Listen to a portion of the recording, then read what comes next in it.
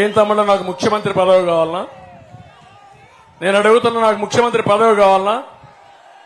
14 ఏళ్లు ముఖ్యమంత్రి, మళ్ళా వస్తే ముఖ్యమంత్రే కదా.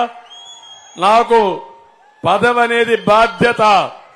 జగన్మోహన్ రెడ్డికి పదవి అనేది వ్యాపారం. ఆ విషయం మీరు గుర్తుపెట్టుకోవాలి. కడాన మా మిస్సెస్ కూడా నేను జైల్లో ఉన్నప్పుడు కొంతమంది కార్యకర్తలు అధైర్యపడిపోయి, ప్రజలు కూడా అధైర్యపడిపోయి ప్రాణాలు వదిలిపెట్టేశారు, దిగులు పడిపోయి చనిపోయారు. అలాంటి వారికి అండగా ఉండాలని, ఒక కుటుంబ సభ్యుడికి అన్యాయం జరిగితే ఏ విధంగా స్పందిస్తామో ఆ విధంగా మా మిస్సెస్ వీళ్ళందరూ స్పందించి నిజం గెలవాలనే కార్యక్రమానికి శ్రీకారం చుట్టారు.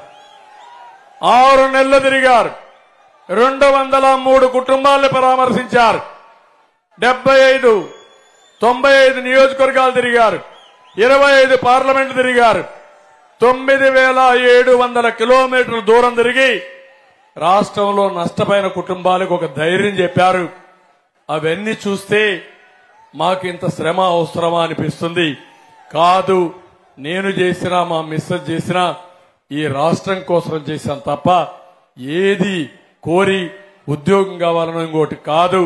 కానీ ఇలాంటి సందర్భంలో మాకు మీరు అండగా ఉండి రాష్ట్రాన్ని కాపాడకపోతే ఏమవుతుందో ఆలోచించమని మిమ్మల్ని అందరినీ కోరుతున్నా.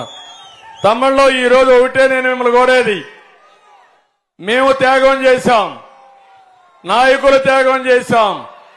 పవన్ కళ్యాణ్ గారిని అయితే అడుగడుగునా అవమానించారు. మామూలు అవమానం కాదు, శారీరకంగా బాధ పెట్టారు, మానసికంగా వేధించారు. అన్ని విధాలా వేధించినా ఒకే మాట చెప్పాడు, ఎన్ని వేధింపులైనా భరిస్తా, ఈ రాష్ట్రంలో వైఎస్ఆర్ కాంగ్రెస్ పార్టీని ఓడించే వరకు నా పట్టుదల వీడనని చెప్పిన వ్యక్తి పవన్ కళ్యాణ్ గారు. ఈరోజు బీజేపీ కూడా ఆ పట్టుదలతోనే ఉన్నాం. మేము కలిసింది మా కోసం కాదు, ప్రజలు గెలవాలి, రాష్ట్రం నిలవాలి, మీరు బాగుపడాలి అనే ఏకైక ధ్యేయంతో కలిశాం. మేము 3 జెండాలు, కానీ అజెండా ఒకటే, అభివృద్ధి, సంక్షేమం, ప్రజాస్వామ్య పరిరక్షణే మా ధ్యేయం. దీనికి పూర్తిగా సహకరించమని మిమ్మల్ని కోరుతున్నాం. ఇక్కడే జీడి రైతులు తెల్ల బంగారం. ఎక్కడ చూసినా, నేను ఎప్పుడొచ్చినా నాకు ముందుగా వేసేది జీడిపప్పుతో దండ. ఇప్పుడు కాదు, ఆనవాయితీ ఇక్కడికి వచ్చినప్పుడంతా జీడిపప్పుతోనే ఆహారం వేస్తారు. అలాంటిది 80 కేజీల బస్తా 16,000 అమ్మాల్సింది 7,000కు పడిపోయింది. అవునా కాదా తమ్ముళ్ళు అని మిమ్మల్ని అడుగుతున్నా. గిట్టుబాటు ధర లేదు. అందుకే నేను ఒకటి చెప్తున్నాను, తప్పకుండా జీడి కోసం ఒక బోర్డు ఏర్పాటు చేయాలి. ఏర్పాటు చేస్తాం, గిట్టుబాటు ధర ఇప్పిస్తాం, మీకు నష్టపరిహారం ఇచ్చి కనీస మద్దతు ధర ఇప్పించి మిమ్మల్ని ఆదుకోవడానికి ముందుకు పోతామని కూడా మీ అందరికీ తెలియజేస్తున్నా. ఇది కాకుండా ఈరోజు నేను ఒక్క విషయం మిమ్మల్ని అందరినీ కోరుతున్నాను తమ్ముళ్ళు.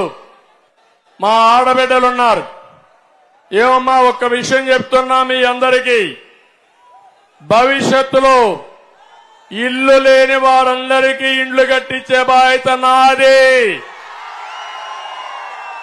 ఇప్పుడిచ్చే ఇంటి జాగానే కాదు, ఇప్పుడు జగన్మోహన్ రెడ్డి ఇచ్చిన ఇండ్లు కూడా క్యాన్సిల్ చేయను.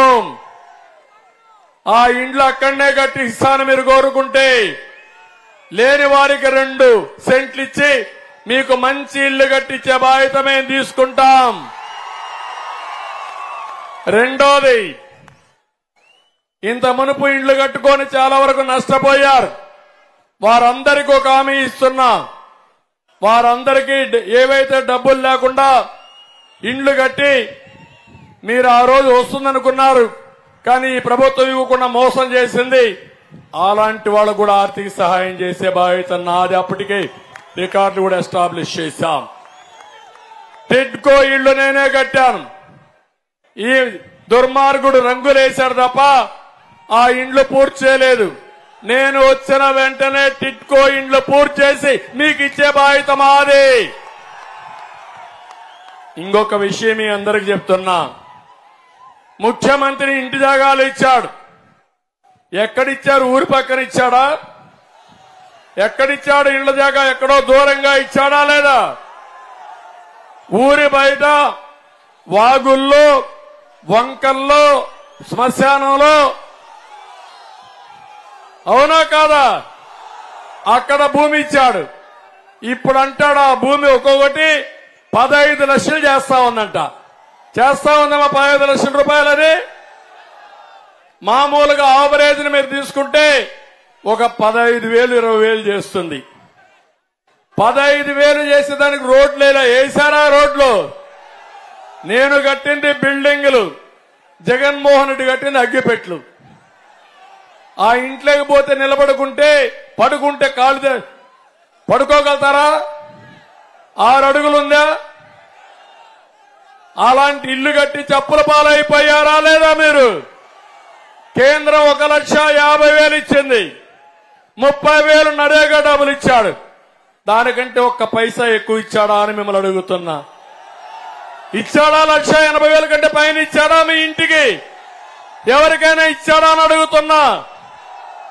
దాన్నిచ్చి ఈ రోజు ఈ ముఖ్యమంత్రి చెప్పేది 15 లక్షలు ఇచ్చాడంట మీకు ఒక ఇల్లు.